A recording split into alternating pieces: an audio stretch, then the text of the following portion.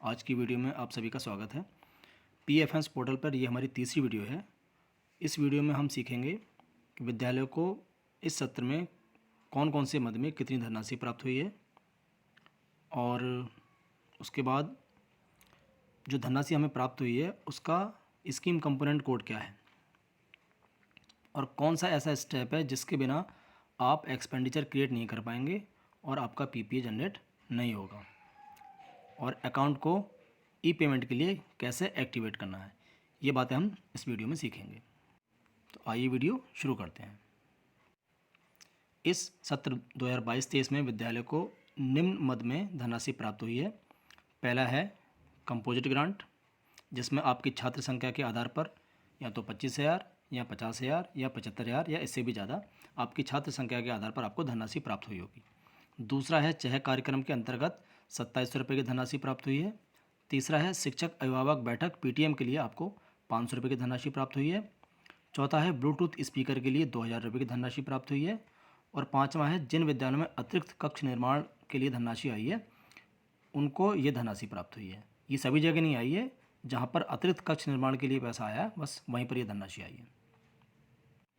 साथियों, हमारे पिछली वीडियोज़ में हमने सीखा था कि वेंडर को कैसे क्रिएट करते हैं और हमें कैसे लॉगिन करना होता है। अब हम वेंडर क्रिएट कर चुके हैं। अब हमें किसी दुकानदार को या किसी फर्म को भुगतान करना है। भुगतान करने के लिए हमें ये मद देखनी पड़ेंगी कि कौन सी मद से हम खर्च कर रहे हैं। अगर हम कंपोजिट ग्रांट से खर्च कर रहे हैं तो कंपोनेंट स्कीम में कंपोजिट ग्रांट को सिलेक्ट करना होगा। अगर हम चह कार्यक्रम के अंतर्गत कोई सामान खरीदे हैं तो वो हमें स्कीम में चह कार्यक्रम का जो कंपोनेंट कोड है वो डालना होगा। और अगर हम शिक्षक अभिभावक बैठक का भुगतान कर रहे हैं तो हमें शिक्षक अभिभावक बैठक के लिए जो स्कीम कंपोनेंट कोड है वो डालना होगा। और ब्लूटूथ स्पीकर का अगर हम भुगतान कर रहे हैं तो ब्लूटूथ स्पीकर का जो कंपोनेंट कोड है उसका हमें कोड जब एक्सपेंडिचर क्रिएट करते हैं उस समय डालना होगा। तो आइए चलिए देख लेते हैं। इसके लिए आपको पीएफएस पोर्टल पर लॉगिन कर लेना है। एक्सपेंडिचर क्रिएट करने के लिए आपको डेटा ऑपरेटर की आईडी से लॉगिन करना है। लॉगिन करने के बाद आप एक्सपेंडिचर पर टच करेंगे यहाँ पर, और एक्सपेंडिचर पर टच करने के बाद ऐड न्यू यहाँ पर टच करेंगे। जब आप ऐड न्यू पर टच करेंगे तो स्कीम में आपको सेलेक्ट करना होगा यूपी 113 समग्र शिक्षा, और इसके बाद आपको ये सारी डिटेल भर लेनी है। एक्सपेंडिचर डन फॉर, किसके लिए एक्सपेंडिचर करना है, ये आपको एक्सपेंडिचर क्रिएट करना है बेनिफिशियरी के लिए या वेंडर के लिए, तो आप यहाँ पर वेंडर सेलेक्ट करेंगे।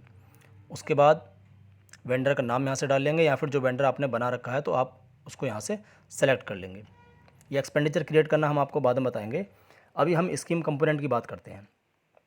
जो हमारा मेन टॉपिक है वो स्कीम कंपोनेंट का है आज का, क्योंकि एक्सपेंडिचर क्रिएट करते समय आपको स्कीम कंपोनेंट यहाँ पर डालना होता है, और कौन से मद का क्या स्कीम कंपोनेंट कोड है वो आपको इस समय पता नहीं होगा, क्योंकि वो कंपोनेंट कोड जब कोई आदेश आता है तो उस आदेश में किस मद से भुगतान करना है वो लिखा होता है।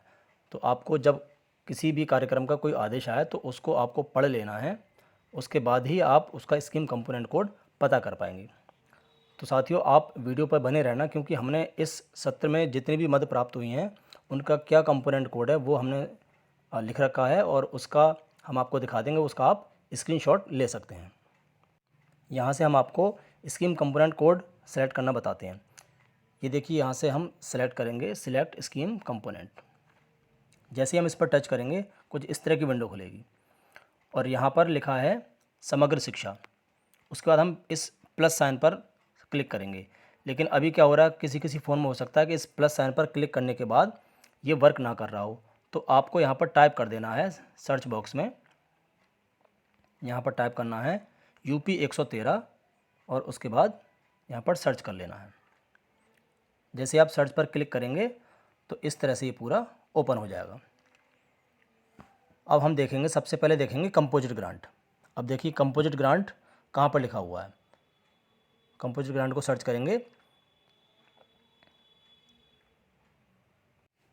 इसको आप थोड़ा नीचे से आपको ये देखना पड़ेगा। ये देखिए यहाँ पर लिखा है कंपोजिट स्कूल ग्रांट एलिमेंट्री। तुम्हारे बेसिक विद्यालयों में स्कूल जो है वो एलिमेंट्री एजुकेशन के अंतर्गत आते हैं। तो इसका जो स्कीम कंपोनेंट कोड होगा वो ये होगा F.01.18। ये कंपोजिट ग्रांट का स्कीम कंपोनेंट कोड होगा, वो आपको यहाँ से सेलेक्ट करना होगा जब आप किसी भी किसी भी काम का या फिर किसी भी वस्तु का जब आप दुकानदार को भुगतान कर रहे हैं तो कंपोजिट ग्रांट से अगर कर रहे हैं तो उसका scheme component code F.01.18 composite school grant यहाँ से सेलेक्ट करना होगा। ये तो हो गई पहली मद। जैसे 25,000, 50,000 या 75,000 जो कंपोजिट ग्रांट आई है उसको अगर आप खर्च कर रहे हैं तो उस ग्रांट में आप जो भी सामान खरीद रहे हैं उन सब को जब आप भुगतान करेंगे तो उसका कंपोनेंट कोड ये इस कंपोजिट स्कूल ग्रांट का ही रहेगा। अब दूसरी जो मद प्राप्त हुई है वो हमें प्राप्त हुई है चहक कार्यक्रम की। तो चहक कार्यक्रम का कंपोनेंट कोड क्या होगा वो हम देख लेते हैं। देखिए चहक कार्यक्रम का जो आदेश आया था उसमें इसकी मद लिखी हुई थी। इसको मैं आपको दिखा देता हूँ जूम करके। ये जो चहक कार्यक्रम का आदेश आया था इसमें देखिए लिखा हुआ है बजट आंतरिक करने हेतु प्रबंध पोर्टल पर प्री प्राइमरी एग्जिस्टिंग। ये देखिए लिखा हुआ है प्री प्राइमरी एग्जिस्टिंग या रिकरिंग। प्री प्राइमरी रिकरिंग या प्री प्राइमरी एग्जिस्टिंग बात एक ही है। इसको हम सर्च करेंगे, स्कीम कंपोनेंट जो कोड है उनकी लिस्ट में इसको सर्च करेंगे। आइए देख लेते हैं। देखिए यहीं पर आप देखेंगे ये लिखा हुआ है प्री प्राइमरी रिकरिंग। ये तो चहक कार्यक्रम के अंतर्गत जो 2700 रुपये प्राप्त हुए हैं उन 2700 रुपये का अगर आपको खर्च करना है, भुगतान करना है, तो उसमें स्कीम कंपोनेंट कोड में आपको ये सेलेक्ट करना होगा प्री प्राइमरी रिकरिंग। इसका कंपोनेंट कोड है F.01.22.02। ये आप लिख भी सकते हैं या फिर आप इसको यहाँ से सेलेक्ट कर सकते हैं। 2700 रुपये को भी दो तरह से खर्च करना है, जिसमें 2500 रुपये का आपको TLM के जो सामान था वो क्रय करने के लिए है और 200 रुपये वो जो बैठक आप करेंगे, चेक का कार्यक्रम करेंगे, उसकी व्यवस्था के लिए है। तो वो भी आपको दो तरह से खर्च करने हैं और उसका जब आप खर्चा करेंगे, उसका जब भुगतान करेंगे तो एक्सपेंडिचर बनाते समय इस प्री प्राइमरी रिकरिंग इसका जो कंपोनेंट कोड है इसको सेलेक्ट करेंगे। तीसरी जो मद प्राप्त हुई है हमें, तीसरी मद प्राप्त हुई है ये PTM के लिए प्राप्त हुई है 500 रुपये। जो शिक्षक अभिभावक बैठक हम कराएंगे उसके लिए 500 रुपये प्राप्त हुए हैं। ये प्राप्त हुए हैं कम्युनिटी मोबिलाइजेशन एलिमेंट्री में। तो कम्युनिटी मोबिलाइजेशन एलिमेंट्री कहाँ पर है इसको हम देख लेते हैं। देखिए इसी लिस्ट को हम नीचे करते जाएंगे और सबसे नीचे ये आपको दिखाई देगा यहाँ पर, ये आप देख सकते हैं ये F.01.09.01 कम्युनिटी मोबिलाइजेशन एलिमेंट्री। इस मद में आपको 500 रुपये प्राप्त हुए हैं PTM के। तो जब आप PTM का भुगतान करेंगे उस समय जब आपको स्कीम कंपोनेंट कोड सेलेक्ट करने के लिए होगा तब आप इसको सेलेक्ट करेंगे या फिर आप डायरेक्ट यहाँ से लिख लेंगे F.01.09.01। ये 500 रुपये जो PTM में प्राप्त हुए हैं उस मद को खर्च करने के लिए कंपोनेंट कोड है। इसके बाद जो चौथी धनराशि हमें प्राप्त हुई है वो चौथी धनराशि प्राप्त हुई है ब्लूटूथ स्पीकर की। तो आइए देख लेते हैं ब्लूटूथ स्पीकर का कंपोनेंट कोड क्या होगा।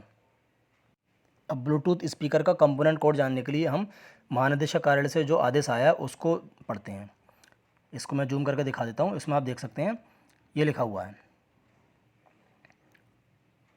समग्र शिक्षा की वार्षिक योजना एवं बजट 2021-22 में प्रोजेक्ट अप्रूवल बोर्ड भारत सरकार के फंडामेंटल लिटरेसी एंड न्यूमरेसी के अंतर्गत। तो ये जो फंडामेंटल लिटरेसी एंड न्यूमरेसी है एलिमेंट्री एजुकेशन के लिए, इसके अंतर्गत ब्लूटूथ स्पीकर के लिए आपको 2000 रुपये की धनराशि प्राप्त हुई है। तो हमें जब ब्लूटूथ स्पीकर का भुगतान जब करना है उसमें जब एक्सपेंडिचर क्रिएट करेंगे तो स्कीम कंपोनेंट कोड में हमें ये सेलेक्ट करना होगा। इसका फंडामेंटल लिटरेसी एंड न्यूमरेसी में हमें इसका कंपोनेंट कोड मिलेगा। तो आइए इसको हम ढूंढ लेते हैं और ये कंपोनेंट कोड आपको शुरुआत में ही मिल जाएगा। ये देखिए यहाँ पर लिखा हुआ है F.01.11.02 foundational literacy and numeracy. तो इसमें आपको मिल जाएगा इसका ब्लूटूथ स्पीकर का कंपोनेंट कोड। तो चाहे आप यहाँ से सेलेक्ट कर सकते हैं या फिर आप डायरेक्ट स्कीम कंपोनेंट कोड के आगे जो बॉक्स बना है उसमें लिख सकते हैं F.01.11.02 ब्लूटूथ स्पीकर के भुगतान का जब एक्सपेंडिचर बनाएंगे उस समय। इस सत्र में जो 4 प्रकार की कंपोजिट ग्रांट, चहक कार्यक्रम के लिए, पीटीएम के लिए और ब्लूटूथ स्पीकर के लिए जो मद आई हैं, उन सब का हमने स्कीम कंपोनेंट कोड लिख रखा है, जिसको मैं आप सभी के साथ शेयर कर देता हूँ। इसका आप स्क्रीन ले सकते हैं। इन 4 मद में पैसा इस वित्तीय वर्ष में आपको प्राप्त हुआ है। कंपोजिट ग्रांट, चहक कार्यक्रम, शिक्षक अभिभावक बैठक, ब्लूटूथ स्पीकर, इन 4 मद में आपको पैसा प्राप्त हुआ है। और कितना कितना प्राप्त हुआ है ये भी लिखा हुआ है। कंपोजिट ग्रांट आपकी छात्र संख्या के आधार पर आपको प्राप्त हुई होगी।